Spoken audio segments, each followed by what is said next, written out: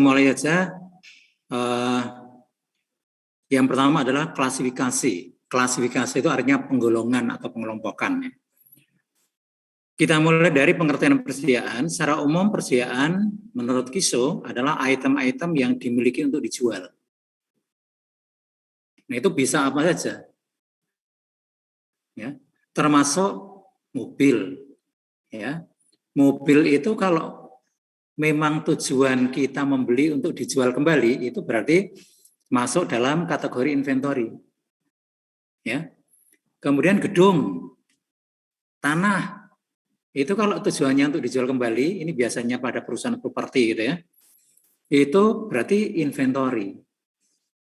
Nah, kalau tujuan kita memiliki mobil, gedung, itu adalah untuk digunakan dalam operasi perusahaan, itu masuknya ke aset tetap, atau sekarang istilah yang dipakai adalah PPE, Property, Plant, and Equipment, gitu ya. Jadi kriteria yang pertama itu. Kemudian barang yang digunakan dalam memproduksi barang, nah ini memproduksi barang untuk dijual gitu ya. Itu juga masuk dalam kategori persediaannya. Kalau di sini kita nanti tidak akan membahas karena untuk kelompok yang kedua itu sering kita sebut dengan persediaan supplies pabrik gitu ya. Itu juga persediaan, tapi yang akan kita fokuskan adalah yang nanti barang jadinya kalau pada perusahaan manufaktur. Barang yang sudah diproduksi, sudah selesai, kemudian dijual. Kita fokusnya ke itu. Nah, perusahaan yang memiliki persediaan barang itu adalah perusahaan dagang, ya, dan atau perusahaan manufaktur.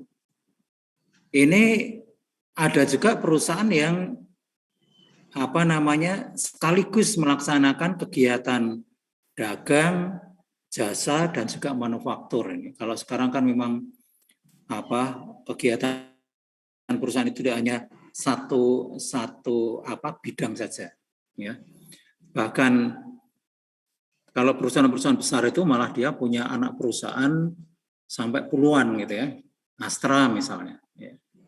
Oke, jadi ini supaya kita mulai terbuka bahwa yang kita pelajari itu sebenarnya tidak difokuskan untuk perusahaan kecil, tapi untuk perusahaan secara umum. Ya, sehingga saudara juga harus membuka diri, memahami aspek-aspek yang ada atau karakteristik yang ada pada perusahaan besar. Nah, memang mungkin nanti awal-awal kalau saudara bekerja itu belum tentu bisa langsung masuk ke perusahaan besar. Tapi kalau saya menyarankan, seandainya saudara nanti masuk ke perusahaan kecil itu ya hanya untuk sementara, untuk mencari pengalaman bagaimana bekerja, ya.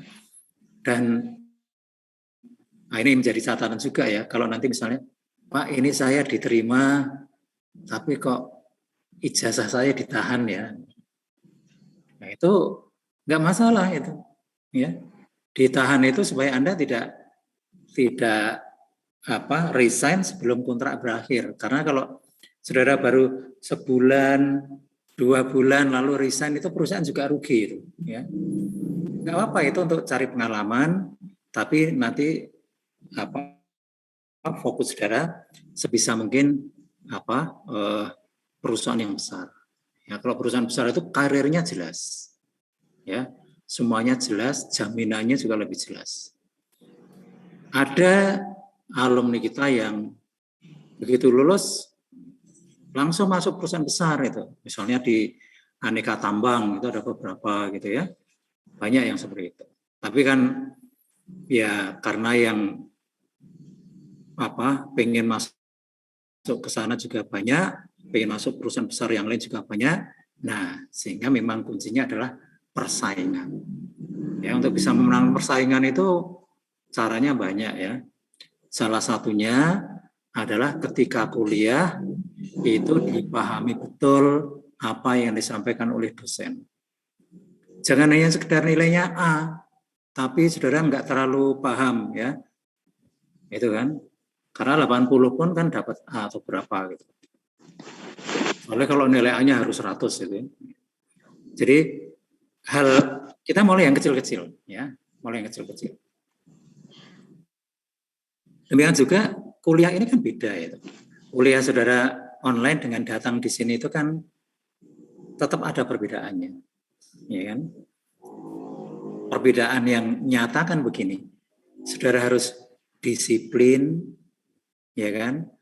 Masuk ke ruang itu juga harus pas waktunya, kemudian sudah berpakaian rapi. Coba kalau Anda di rumah, kira-kira kalau Anda kuliah di rumah jam 7 itu, Anda berpakaian serapi ini, sudah mandi atau belum? Saya yakin belum. Ya kan? Nah, itu juga bagian dari soft skill yang Anda miliki. Kalau itu dibiasakan, wah itu bagus sekali. Ya. Oke, ini sedikit selingan ya. Karena kadang-kadang saya merasa perlu untuk bukan ini ya, tapi hanya sekedar mengingatkan. Saya yakin hal seperti itu Anda sudah paham, sudah tahu. Hanya memang pembawaannya kalau anak-anak muda saudara itu kan gampang melupakan hal yang pernah diketahui padahal itu penting gitu ya.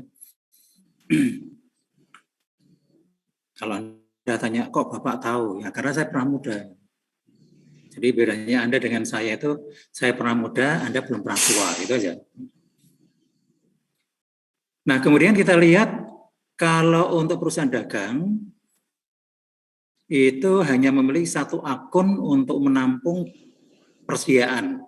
Namanya persediaan barang dagangan atau merchandise inventory, ya. Nah, perusahaan ini memang tujuan membeli barang itu untuk dijual kembali, tidak diapa-apakan. Ya paling-paling ya repacking ya, dipak ulang. Tidak diapa-apakan. Tapi kalau pada perusahaan manufaktur, pertama membeli barang, namanya bahan baku ya, kemudian diproses. Ya, nanti kalau akhir periode ada yang belum selesai, itu namanya barang dalam proses. Kemudian kalau sudah selesai namanya barang jadi. Nah, ini tentu saja kalau akuntansi untuk perusahaan manufaktur itu saudara pelajari tersendiri dalam akuntansi cost gitu ya. Nanti juga ada kelanjutannya namanya akuntansi manajemen. Nanti di dalam sistem costing tertentu itu perusahaan malah tidak punya barang dalam proses. Ya. Jadi karena kalau perusahaan itu membuat barang itu pasarnya sudah tersedia, sudah nunggu gitu loh. Ya. Jadi loh belum ada pasar yang nunggu barang kita, perusahaan ini tidak akan berproduksi. Nah ini sekarang kan seperti itu.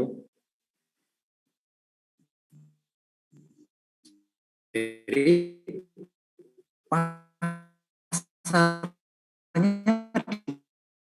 dicari.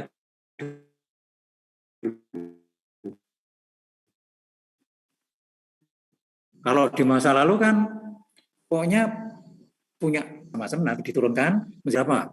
Lalu kita menurut schedule ya, menurut jadwal, kalau barang sudah dibuat masuk gudang, gudangnya besar gitu ya, itu kan boros juga itu. Kalau barang sudah siap di gudang, baru orang marketing bekerja. Tapi kalau yang tren sekarang dibalik, yang kerja dulu orang marketing, ya, orang marketing kerja dulu. Kalau sudah dapat pasar, baru berproduksi. Nah ini yang gampang kita lihat yang seperti itu kan perusahaan properti ya, perumahan itu. Dia nawarkan dulu, dia hanya buat satu rumah contoh. Kemudian di lokasi itu ada kantor pemasaran sudah. Bahkan mungkin belum ada contoh. Dia cari calon pembeli. Kalau sudah ada baru dibangunkan rumah kan.